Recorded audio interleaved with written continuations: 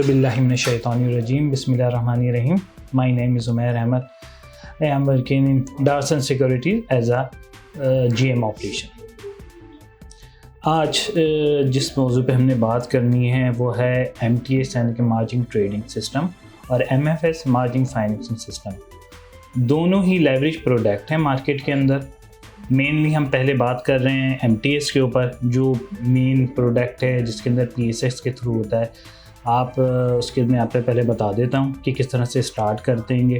अच्छा, MTS जब भी आप बाय करना स्टार्ट करते हैं तो उस eight the time of purchase आप सिलेक्ट करते हैं F7 से, उसको लेवरेज बाय कहा जाता है। अगर आप लेवरेज बाय करेंगे तो ही आप MTS के अंदर काम कर सकते हैं। ये T+2 के ऊपर सेटल होते हैं। 73 स्क्रिप्ट MTS के अंदर इस वक्त मौजूद हैं। मैन कोई भी जो भी फ्यूचर के स्क्रिप्ट है, हब पावर हो गया, PSO हो गया, इस तरह के काफ़ी सारे स्क्रिप्ट जो है मेन ब्लू चिप्स आइटम्स आप बोल सकते हैं, वो MTS के ऊपर मौजूद होते हैं। ठीक है, इसके अंदर हम जो की फीचर्स होते हैं उन पे हम बात कर लेते हैं।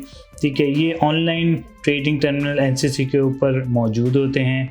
अच्छा, अब हम इसके अंदर बात कर लेते हैं। आप यूजली जो भी बाय होती है कि आप F7 से बाय करते हैं और वो उसके बाद वो चला जाता है MTS, एक मार्केट ट्रेडिंग सिस्टम होता है MTS, वहाँ पे उस पर एग्जीक्यूशन पे चल जाता है।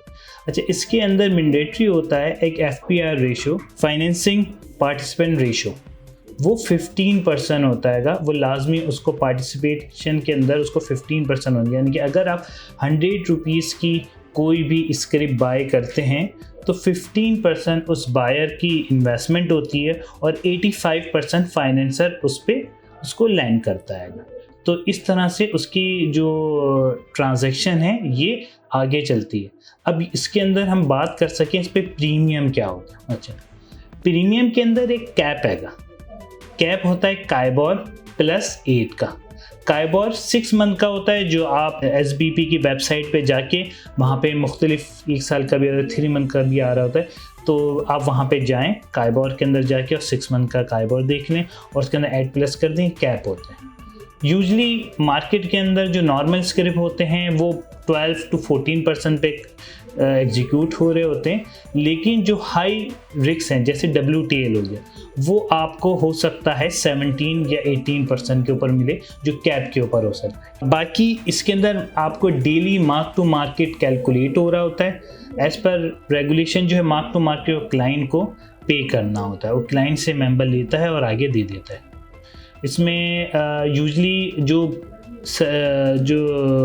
क्राइटेरिया है, ये आप बोलते हैं जो ट्रांजैक्शन है, उस तरह चलती है कि आपने 100 रुपीज़ में अगर कोई स्क्रिप्ट बाय किया है और उसकी क्लोजिंग 95 रुपीज़ आती है तो 5 रुपीज़ आपका लॉस कलेक्ट हो जाएगा। अच्छा, 5 रुपीज़ के अंदर भी ये इसी तरह का रेशो होगा कि जो आपसे 85% आपका लॉस लिया जाएगा और ये कलेक्ट होके फाइनेंसर को दिया जाएगा।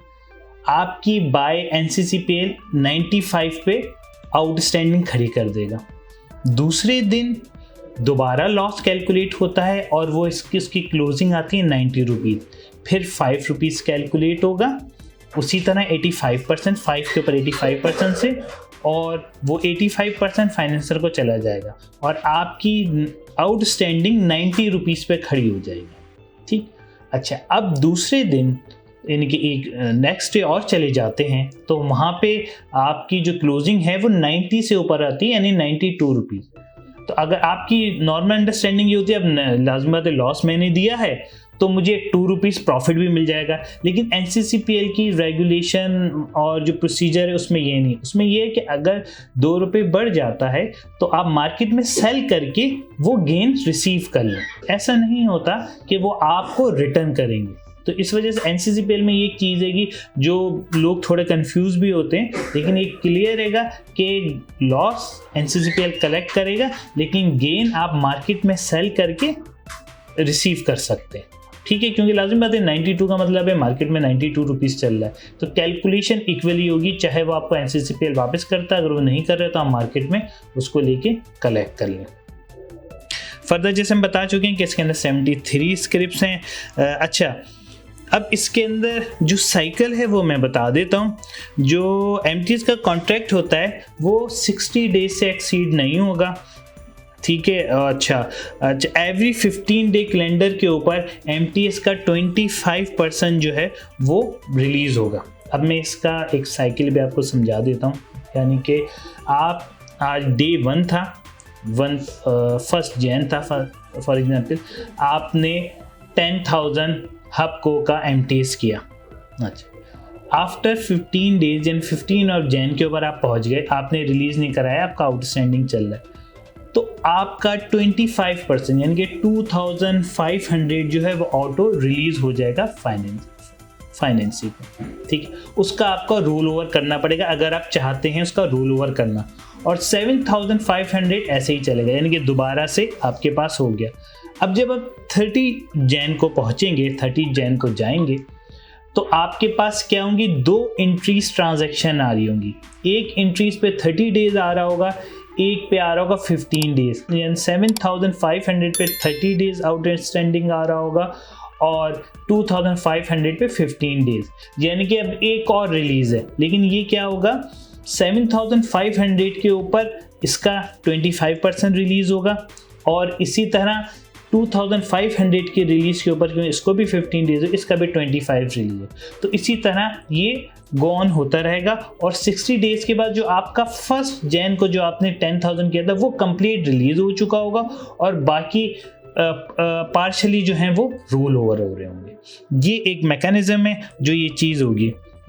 इसके अलावा ये होता है कि बाकी जो चीज़ें वो फाइनेंस से रिलेटेड हैं, तो इस वजह फाइनेंस ही जो नॉर्मल के ये होता है। अच्छा, रिलीज़ जो होती है वो डेली रिलीज़, अगर कोई भी आप खुद ऑटो रिलीज़ करवाना चाहें वो रिलीज़ करवा सकते हैं, और वो रोल ओवर भी हो सकता है कि आप चाहें कि लॉस ज़्यादा बढ़ रहा है या मार्केट हो रहा है, तो ये आप अपनी मर्ज़ी से इसको रिलीज़ करा के रोल ओवर कर सकते हैं। अब हम नेक्स्ट के अंदर आ जाते हैं एमएफएस के अंदर।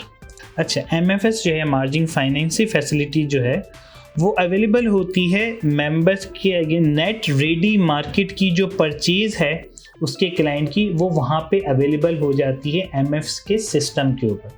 अच्छा, मैंने आपको पहले बताया था कि जो एमटीएस है वो eight the time of purchase आपने डिसाइड करना होता है कि इसको लेवरेज बाय करनी है या नहीं करनी, लेकिन एमएफएस के लिए ज़रूरी नहीं, एमटीएस के लिए ज़रूरी है।